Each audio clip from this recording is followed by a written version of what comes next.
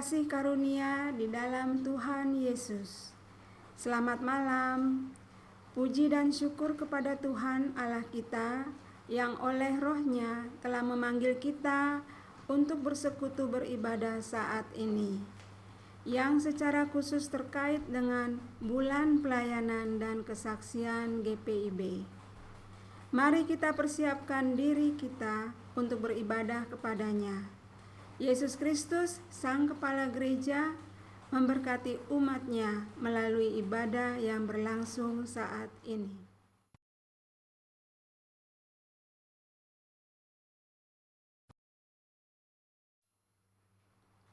Ungkapan situasi. Tiada Allah berkarya, maka tiada kita mengenalnya. Dia berkenan memperkenalkan dirinya kepada umat ciptaannya melalui karya pekerjaannya. Dan karena pekerjaannya itulah gereja hadir dan gereja diutus untuk bekerja di dalam karya Allah di tengah-tengah dunia.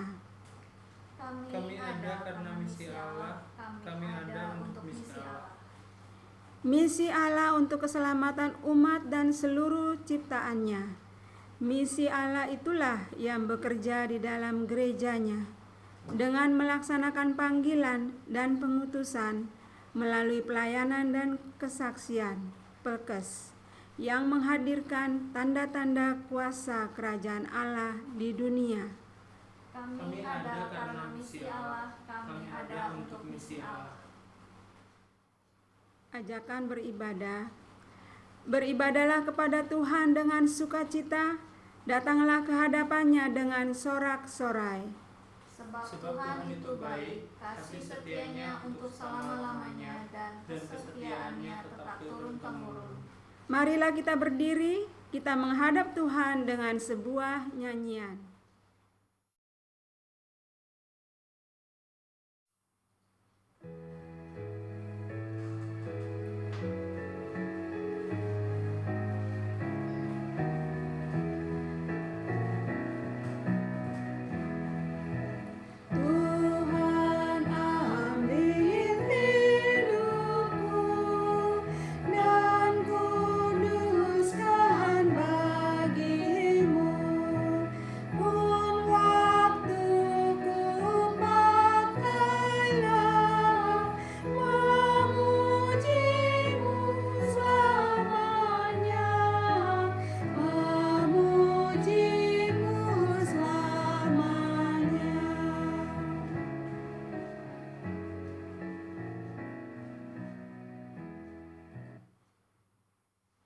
Mari kita bersatu di dalam doa pembukaan. Kita berdoa. Ya Tuhan, ya Allah Bapa yang ada di dalam surga yang kami kenal hanya di dalam nama Tuhan Yesus Kristus. Terima kasih ya Bapa untuk saat ini di malam hari di tanggal 23 Juni 2021.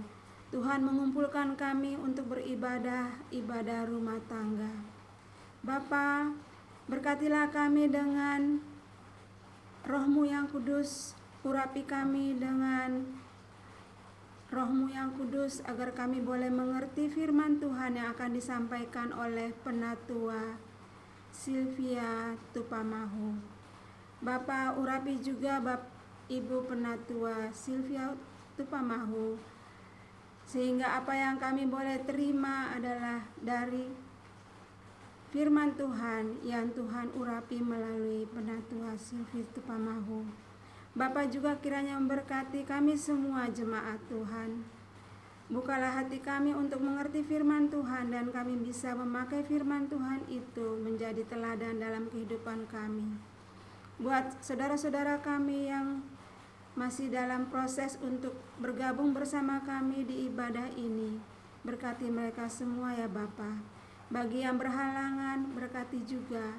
Di lain kesempatan mereka boleh berkumpul bersama dengan kami, bersuka cita, memuji-muji nama Tuhan di ibadah rumah tangga ini.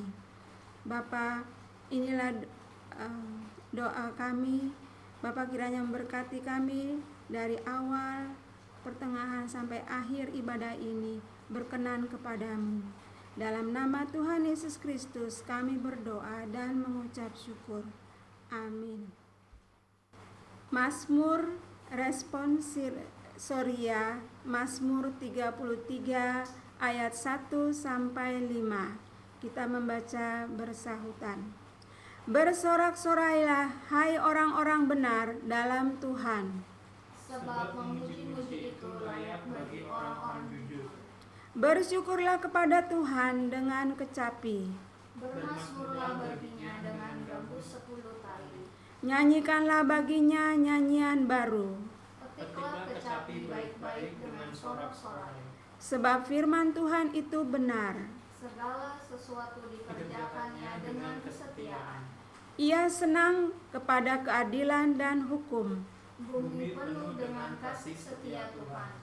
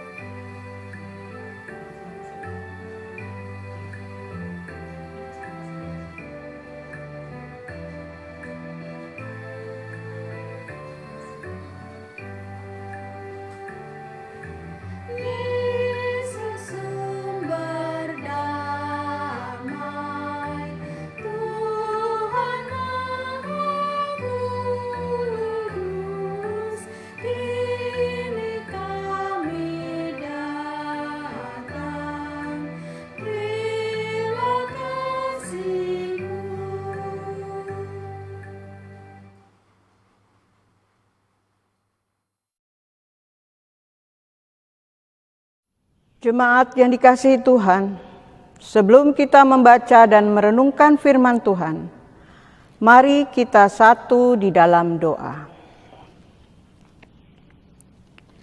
Segala puji, hormat, dan syukur bagimu Bapa.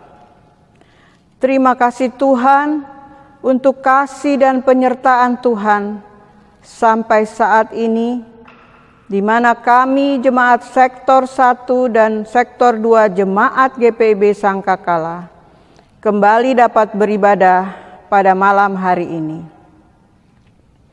Berilah kami hikmat agar hamba-Mu yang akan menyampaikan firman kebenaran-Mu maupun jemaat yang mendengarkannya dapat mengerti dan melakukannya dalam kehidupan kami setiap hari. Di dalam nama Tuhan Yesus kami berdoa. Amin.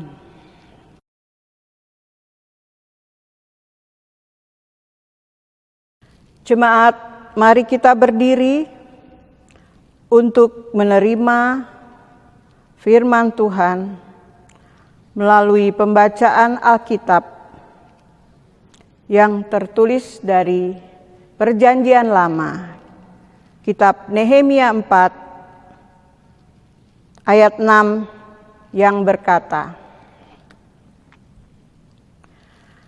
"Tetapi kamu terus membangun tembok sampai setengah tinggi dan sampai ujung-ujungnya bertemu, karena seluruh bangsa bekerja dengan segenap hati." Demikian pembacaan Alkitab. Haleluya.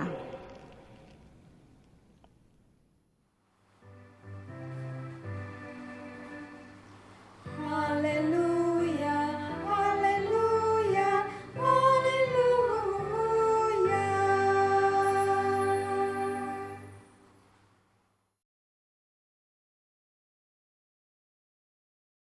Jemaat yang dikasihi Tuhan, pada hari ini, Rabu 23 Juni 2021,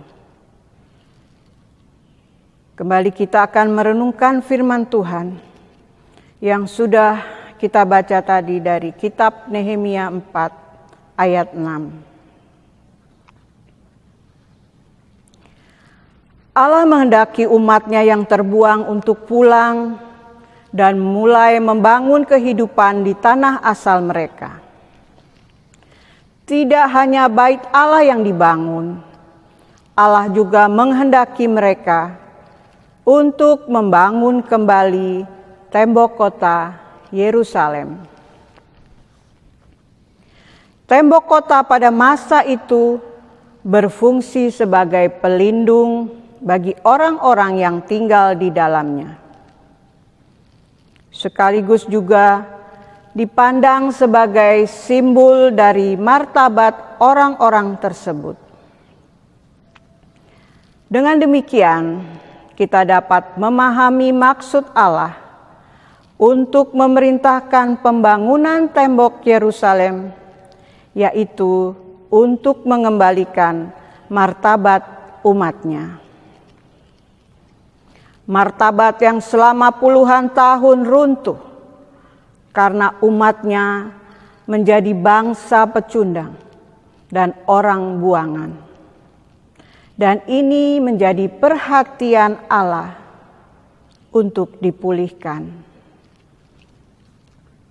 Martabat adalah harga diri dan kehormatan diri. Tuhan menghendaki manusia, apalagi umatnya, dapat memandang dirinya berharga dan terhormat, karena mereka adalah gambaran dari Pencipta mereka. Tuhan mau agar setiap manusia menyadari martabatnya itu dan menjaganya dengan baik. Seiring dengan itu juga menjadi kewajiban bagi manusia untuk menjaga harkat dan martabat sesamanya. Jadi menjaga martabat diri dan sesama adalah tanggung jawab ganda yang diberikan Allah kepada manusia. Tanggung jawab dalam menjaga martabat itulah yang menjadi pesan dari bacaan ini. Dengan bergotong royong membangun tembok Yerusalem, umat Allah dengan penuh semangat saling tolong-menolong demi memulihkan martabat mereka dan sesama mereka. Bahkan sesungguhnya dengan cara seperti itu, secara tidak sadar, mereka sudah mulai menunjukkan martabat mereka sebagai umat yang satu, yang menjunjung tinggi nilai kehidupan. Martabat mereka pulih, jati diri mereka kembali, dan Allah bekerja atas itu semua.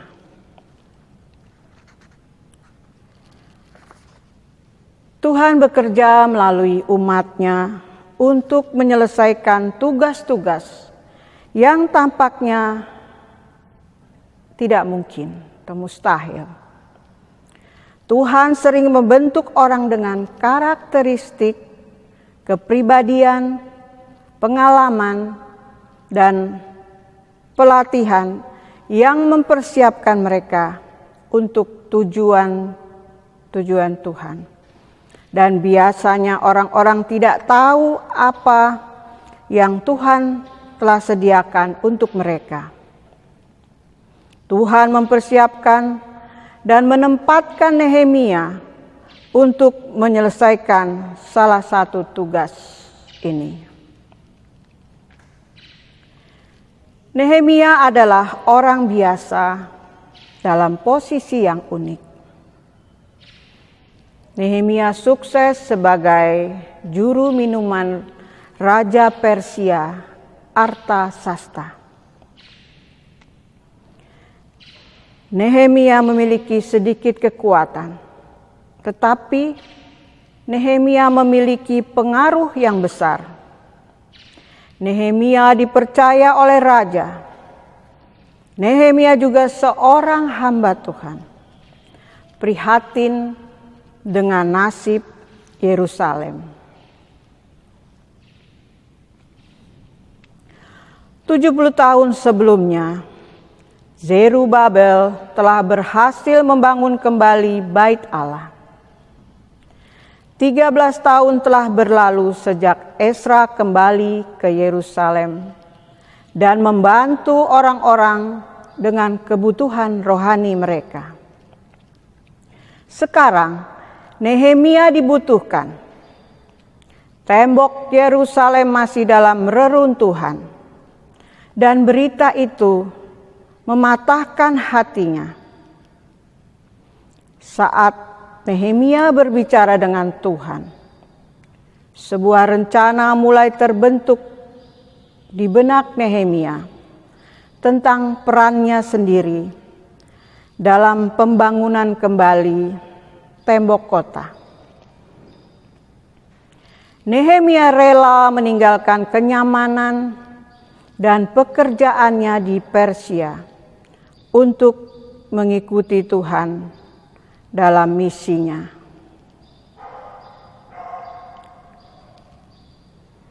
Nehemia melihat keadaan kota Yerusalem yang tanpa tembok dan sangat prihatin. Akibatnya Nehemia pun memutuskan untuk membangun tembok Yerusalem. Itu ada di Nehemia 2 ayat 17. Memang saat itu pembangunan tembok Yerusalem sangat mendesak karena untuk melindungi kota Yerusalem. Tetapi pada zaman dahulu pun sudah ada pengeritik-pengeritik yang mencoba mengeritik usaha Nehemia tersebut.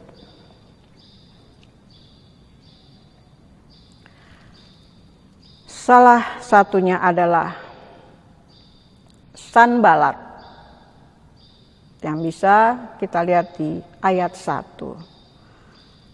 Dan juga Tobia yang tertulis di ayat 3. Jadi ketika Sanbalat mendengar rencana pembangunan tembok tersebut, ia pun mencoba mengolok-ngolok rencana tersebut dan mencoba untuk melemahkan kondisi rakyat yang sedang membangun. Sanbalat, orang Horon, pejabat kerajaan Persia yang ditempatkan di Samaria, mengejek para pekerja dengan menyebut mereka Yahudi yang lemah. Itu tertulis di dalam ayat yang kedua. Kata lemah itu berarti tidak kuat maupun layu. Orang-orang itu seperti bunga potong yang kepudaran. Mereka tidak memiliki sumber daya manusia seperti orang dapat melihat. Tetapi musuh tidak dapat melihat kerohanian mereka yang luar biasa. Orang-orang di dunia ini tidak memahami bahwa Tuhan senang menggunakan instrumen yang lemah untuk menyelesaikan pekerjaannya. Tertulis di dalam 1 Korintus 1 ayat 18 sampai 31. Dunia bermegah dalam kekayaan dan kekuasaannya, tetapi orang-orang milik Tuhan bermegah dalam kemiskinan dan kelemahan mereka. Ketika kita lemah, maka kita kuat. 2 Korintus 12 ayat 1 sampai 10. Di sini Sanbalat mengolok-ngolok pekerjaan itu sendiri dengan bertanya 3 pertanyaan yang mengejek. Yang pertama, apakah mereka akan membentengi diri mereka sendiri? Bagaimana mungkin sisa-sisa orang Yahudi yang lemah berharap untuk membangun tembok yang cukup kuat untuk melindungi kota dari tentara? Pertanyaan selanjutnya yang mengejek, apakah mereka akan berkorban? Ini menyiratkan bahwa akan mengambil lebih dari doa dan penyembahan untuk membangun kembali kota. Pertanyaan ini adalah penghujatan terhadap Tuhan, karena Sanbalat menyangkal bahwa Tuhan akan membantu umatnya.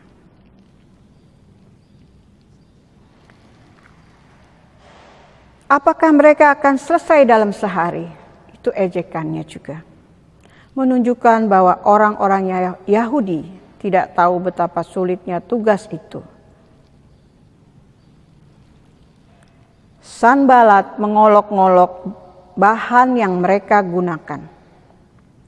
Batu-batu itu dikeluarkan dari tumpukan sampah dan mungkin sudah sangat tua dan rusak dan tidak akan pernah tahan ketika dipasang di dinding. Memang benar bahwa batu kapur dilunakkan oleh api. Itu adalah juga benar bahwa dindingnya dihancurkan. Sementara gerbang dilalap api. Nehemia 2 ayat 13. Meskipun dari apa yang Sanbalat katakan, tapi masih ada banyak bahan yang baik yang masih bisa digunakan oleh pembangun. Tobia orang Amon juga mengejek dengan mengatakan, sekalipun mereka membangun kembali, kalau seekor anjing hutan meloncat dan menyentuhnya, robohlah tembok batu mereka.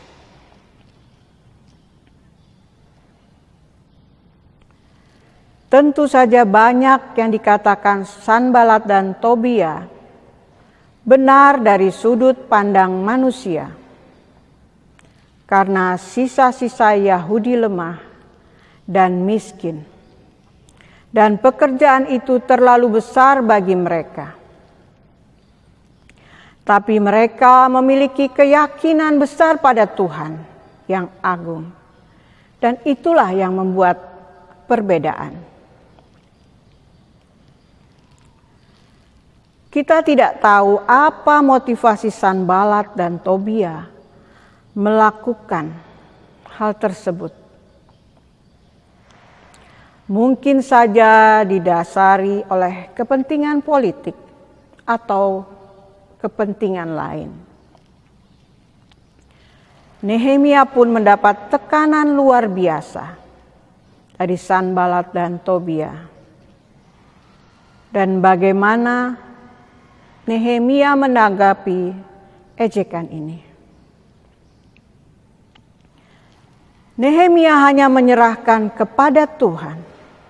Nehemia memandang serangan tersebut bukan sekedar hinaan terhadap mereka, melainkan terhadap Allah sendiri. Karena inisiatif pekerjaan tersebut berasal dari Allah. Nehemia tidak membalas hinaan dengan cercaan.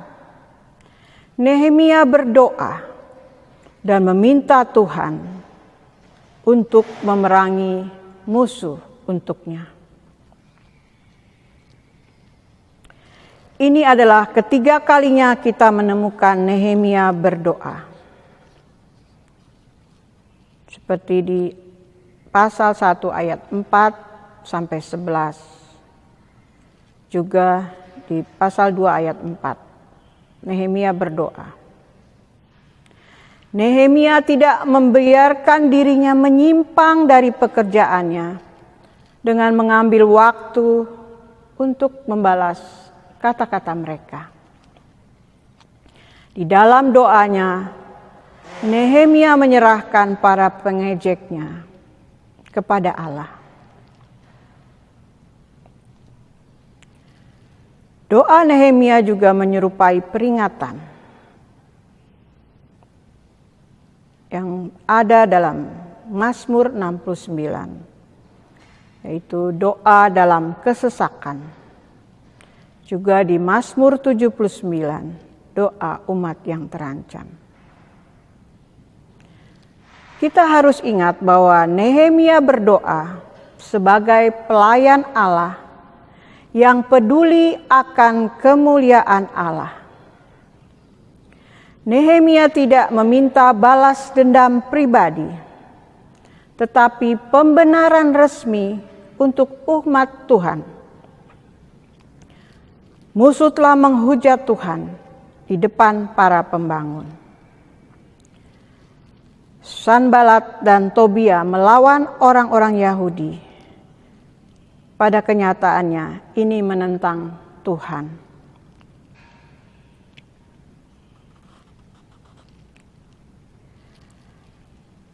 Hal-hal yang dikatakan orang mungkin ada yang menyakiti kita. Tetapi jangan pernah bisa mereka menyakiti kita. Kecuali kita membiarkan mereka masuk ke dalam kehidupan kita dan meracuni kita. Jika kita menghabiskan waktu memikirkan kata-kata yang menyakiti, kita seperti memberi pijakan, di mana mereka bisa meluncurkan kembali serangan yang lain. Jadi hal terbaik yang kita lakukan adalah kita berdoa dan menyerahkan semuanya hanya kepada Tuhan. Nehemia dan orang Yahudi menanggapi hinaan dan cercaan masyarakat non-Yahudi yang tinggal di sekitar mereka dengan tetap bekerja lebih giat. Mereka bekerja bersama dengan segenap hati. Mereka semua yang dipandang remeh ternyata mampu mengerjakan pekerjaan yang luar biasa. Puing-puing tembok sekeliling kota Yerusalem yang hancur dan berserakan mampu didirikan kembali. Dan orang-orangnya tetap membangun tembok tersebut hingga akhirnya ujung tembok tersebut bertemu. Mereka bekerja bahu-membahu membangun kembali kota suci mereka. Apa yang menyebabkan akhirnya tembok Yerusalem dapat dibangun sempurna? Alkitab mengatakan bahwa hal tersebut dapat terjadi karena seluruh bangsa bekerja dengan segenap hati. Tertulis dalam ayat 6 sebagai pembacaan Alkitab kita malam hari ini. Ketika seseorang bekerja dengan segenap hati, terlebih apa yang dilakukannya itu memang adalah kehendak Tuhan, maka apapun yang dikerjakannya pasti akan berhasil. Sedangkan jika orang mengerjakan sesuatu dengan tidak sepenuh hati atau mendua hati, maka ia pun tidak akan dapat tenang. Yakobus pasal 1 ayat 8. Sehingga apa yang dikerjakannya pun tidak akan maksimal. Kita mungkin tidak memiliki kemampuan unik seperti Nehemia, atau merasa bahwa kita berada dalam posisi di mana kita dapat melakukan sesuatu yang besar bagi Tuhan. Tetapi ada dua cara kita dapat menjadi berguna bagi Tuhan. Yang pertama, jadilah orang yang selalu berbicara kepada Tuhan. Mengundang Tuhan ke dalam pikiran kita dan membagikan segala kekhawatiran kita, perasaan, impian, atau apapun keberadaan kita kepada Tuhan. Yang kedua adalah, jadilah orang yang selalu berjalan bersama Tuhan dan mewujudkan apa yang kita pelajari dari firman-Nya ke dalam tindakan. Tuhan mungkin memiliki misi yang ingin Tuhan lakukan melalui kita.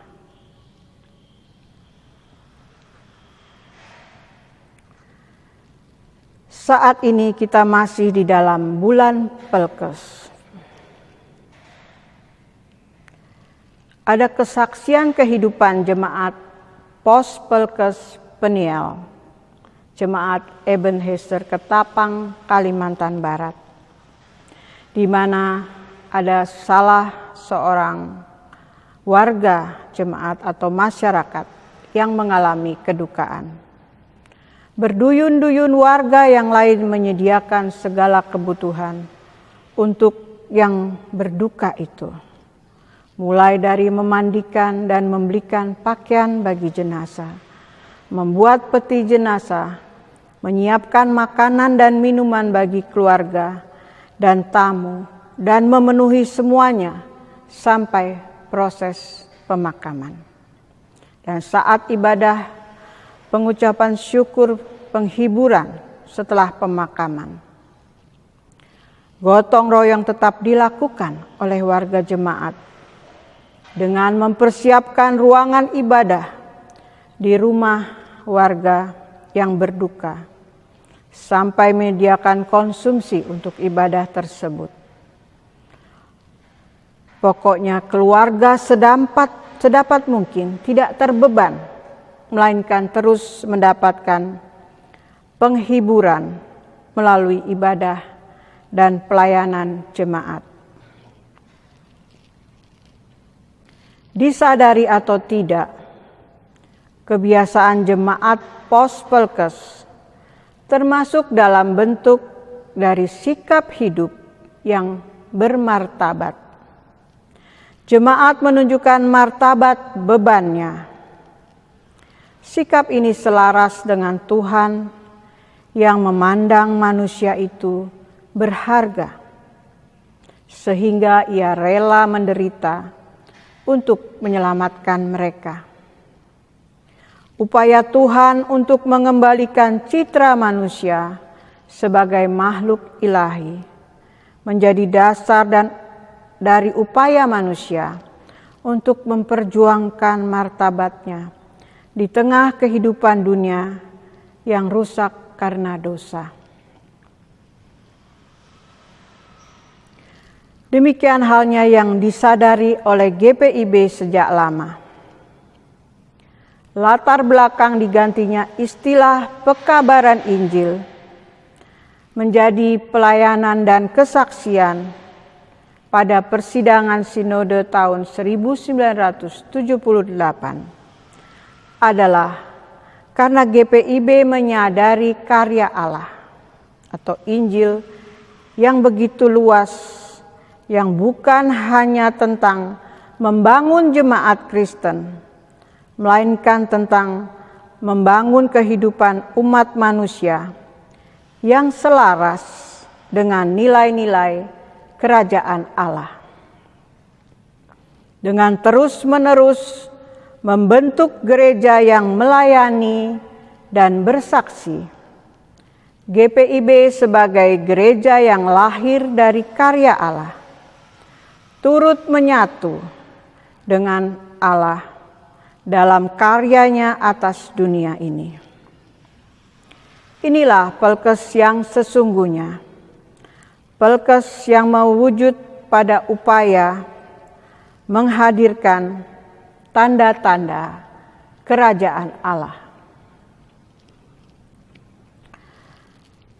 Mari kita berpelkes dengan penuh sukacita dan kesetiaan. Kiranya Roh Kudus senantiasa memperbaharui gerejanya untuk setia dalam menghadirkan tanda-tanda kerajaannya di tengah-tengah dunia. Amin.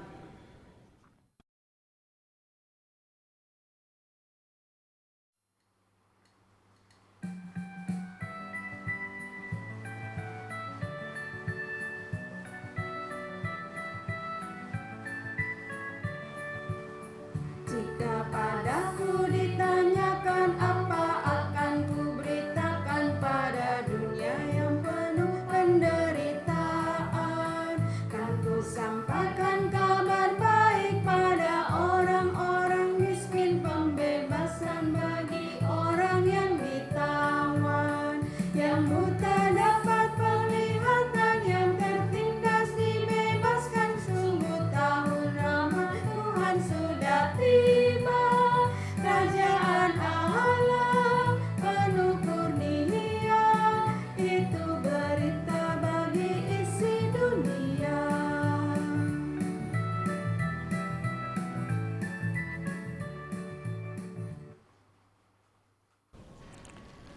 Jemaat, mari kita satukan hati untuk kita doa syafaat. Terima kasih Tuhan untuk firman-Mu yang sudah kami dengar. Biarlah menjadi kekuatan dan penuntun kami di dalam kami menjalankan kehidupan kami setiap hari. Ajarlah kami seperti Nehemia, selalu mengandalkan Tuhan dan mengutamakan Tuhan, dan membawa seluruh keberadaan kami di dalam doa kepada-Mu ya Tuhan.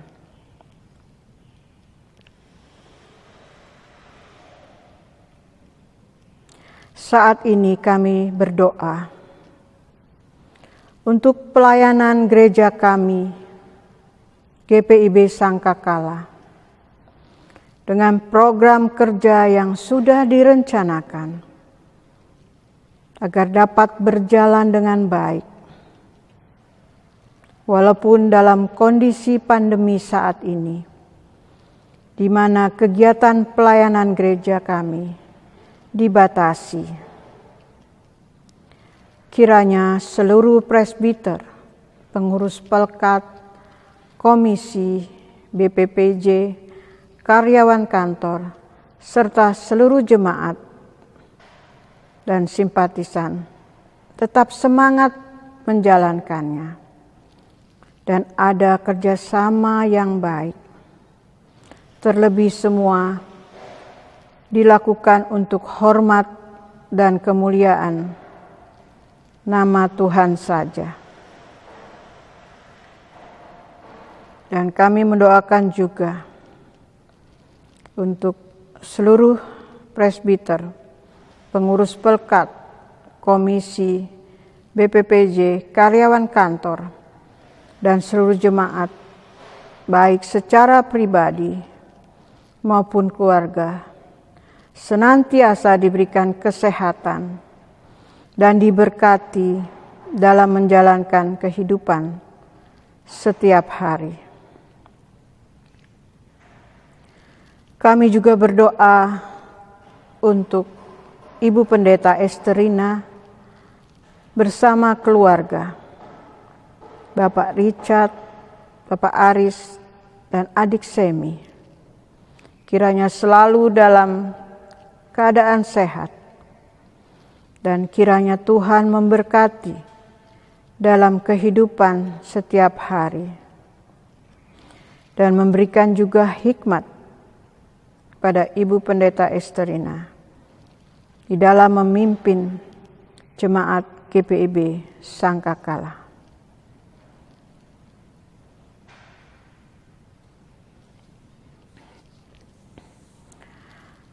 Kami juga berdoa untuk warga jemaat yang saat ini dalam kondisi sakit atau kelemahan tubuh.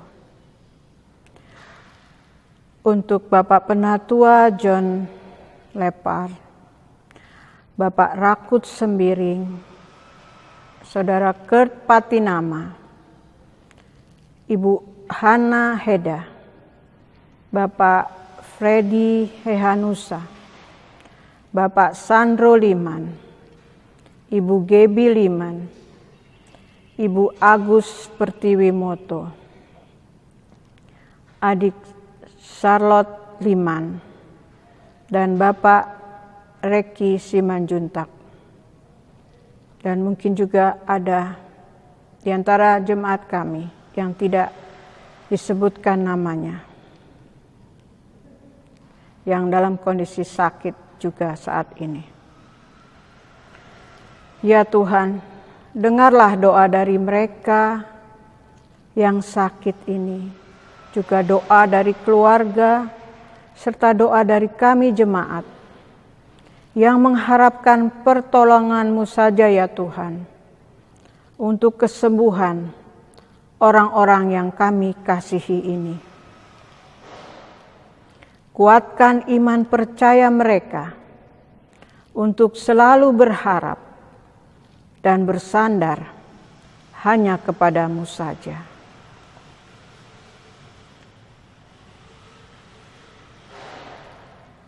Kami juga berdoa untuk jemaat yang berulang tahun di minggu ini. Pada tanggal 21 Juni, Saudari Berna Sarwoto dan Bapak Amin Sembiring. Pada tanggal 22 Juni, Ibu Grace Diman, Saudara Mario Kapo, Ibu Dinar Tampu Bolon, dan Bapak Antonius Wikarma. Dan pada hari ini 23 Juni yang berulang tahun, Diaken Gerard Pakasi dan Saudari Friska Hutagalung. Pada tanggal 24 Juni, Pendeta Cornelius Daily dan Bapak John Pesik. Tanggal 25 Juni, Bapak Gary Uruila. Kami berdoa kiranya Tuhan memberikan mereka yang bersuka cita ini kesehatan prima dan berkat melimpah dari Tuhan.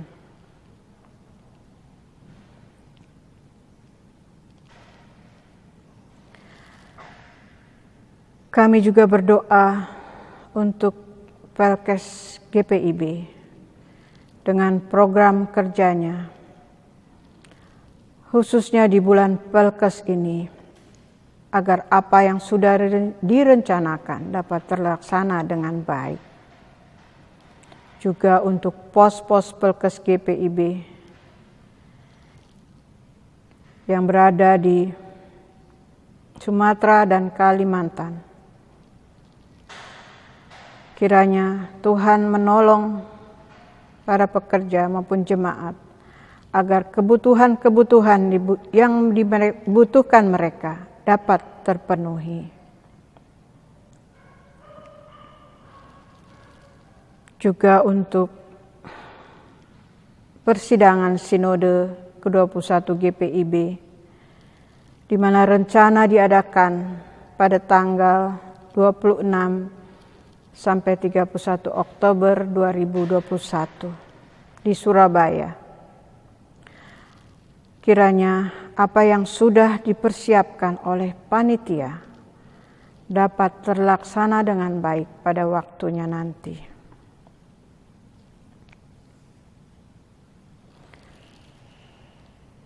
Kami juga berdoa untuk bangsa dan negara kami.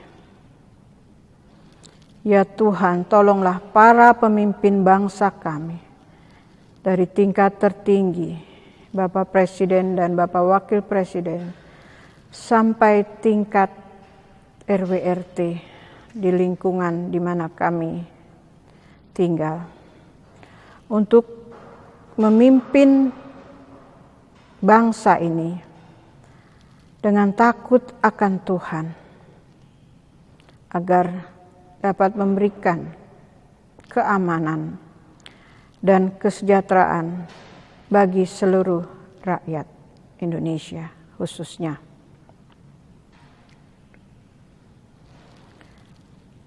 Dan tak lupa juga Tuhan, kami senantiasa mohon pertolongan Tuhan di mana kondisi di seluruh dunia mengalami pandemi ini, dan khususnya untuk bangsa kami yang mengalami pandemi ini, bahwa air ini Tuhan begitu banyak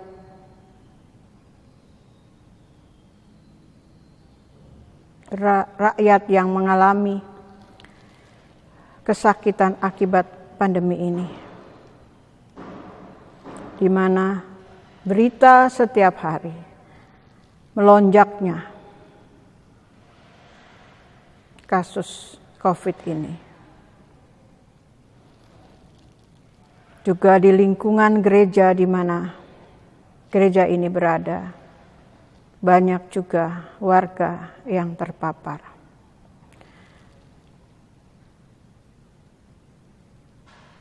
Ya Tuhan, hanya kepadamu kami memohon dan meminta agar Tuhan menolong kami, kuatkan kami untuk kami di dalam menghadapi dan mengatasi pandemi ini. Lindungilah dan jauhkan kami dari berbagai macam virus yang ada. Dan ingatkan kami juga untuk kami patuh menjalankan protokol kesehatan, selain melindungi diri kami sendiri, juga melindungi orang lain. Biarlah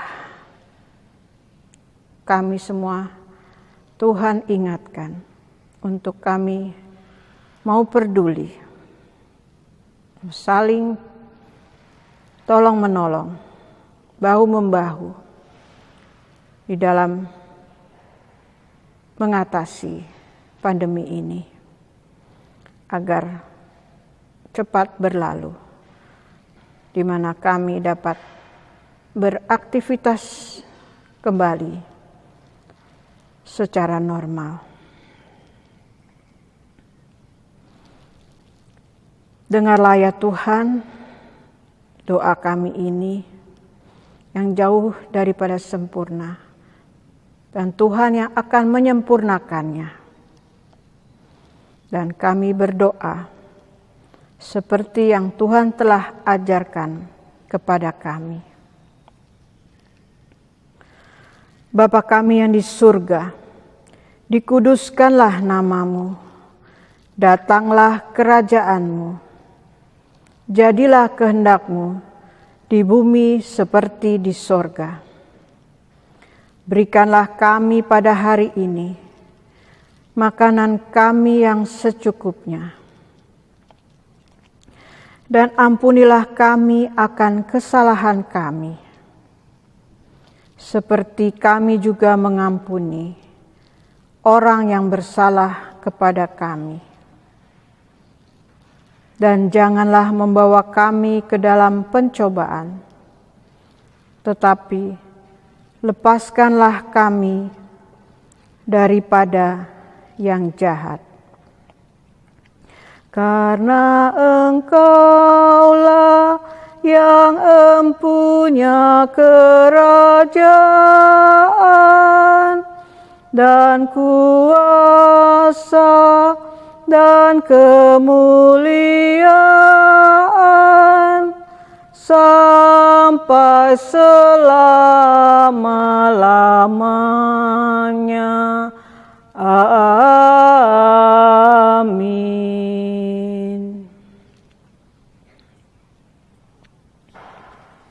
Marilah kita menyatakan syukur kita kepada Tuhan melalui pemberian persembahan. Dia yang menyelamatkan kita dan Dia juga yang mengundang kita untuk terlibat dalam keberlangsungan karyanya demi menyelamatkan dunia melalui pelayanan dan kesaksian kita.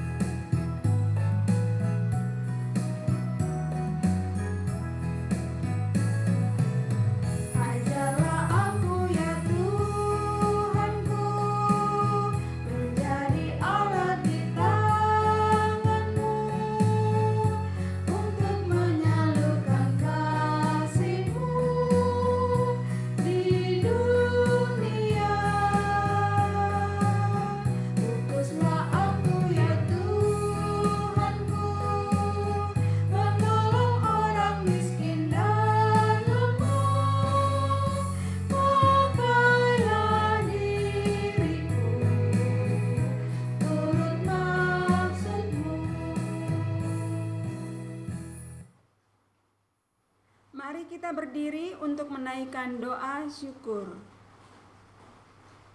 Yesus Kristus, Tuhan dan Juru Selamat dunia, kami membawa persembahan ini sebagai tanda ungkapan syukur kami.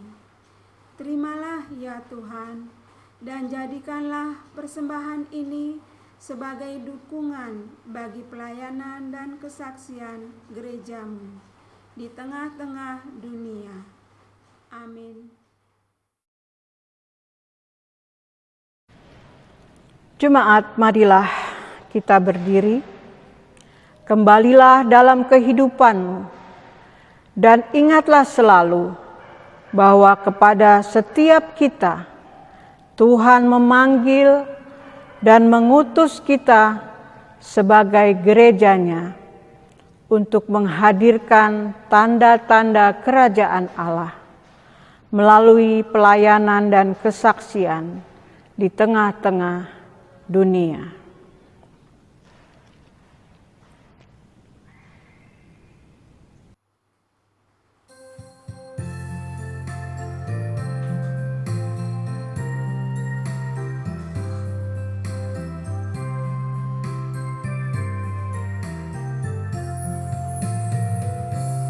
Kristus memanggil diriku, juga memanggil dirimu untuk wartakan kebenaran firman-Nya. Jangan abaikan suaranya, jangan tegarkan hatimu.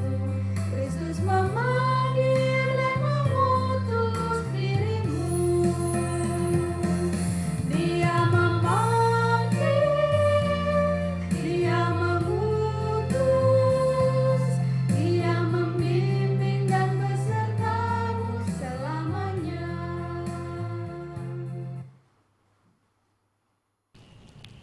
Arahkan hati dan pikiranmu kepada Allah dan terimalah berkat-Nya.